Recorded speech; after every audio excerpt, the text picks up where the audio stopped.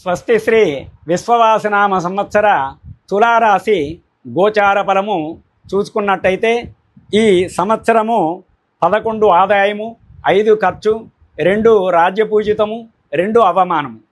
ఈ సంవత్సరము తులారాశి వారికి చాలా బ్రహ్మాండంగా ఉన్నది అని చెప్పుకోవచ్చు. వీరు పట్టిందల్లా కూడా బంగారమవుతుంది. ఎలా అంటే ధనధాన్యాదివృద్ధించ బంధు సంతోషవర్ధనం, స్త్రీ సౌఖ్యం, గృహ నిర్మాణం, షష్టమాస్థానకే శనవు. 6 శని ఉన్నాడు కాబట్టి ధనధాన్యం సమృద్ధి కలుగుతుంది. బంధుమిత్రులతో సంతోషంగా ఉంటారు.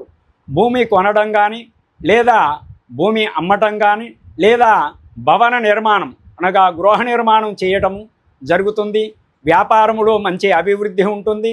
మరియు ఉద్యోగస్తులకు, వ్యాపారస్తులకు, చలనచిత్రకారులకు, డాక్టర్లకు, యాక్టర్లకు, సింగర్లకు వీరు అనుకున్నవి సమర్థవంతంగా సాధించగలుగుతారు. బహుమతులు గెలుచుకుంటారు. సన్మానాలు, సత్కారాలు పొందుతారు. ప్రశంస పత్రాలు అందుకుంటారు. మరియు ఏది తలపెట్టినా కానీ వీరిదే పై చేయి ఉంటుంది. ఈ తులారాశి వారికి 5, 6, 9 అదృష్ట సంఖ్యలు.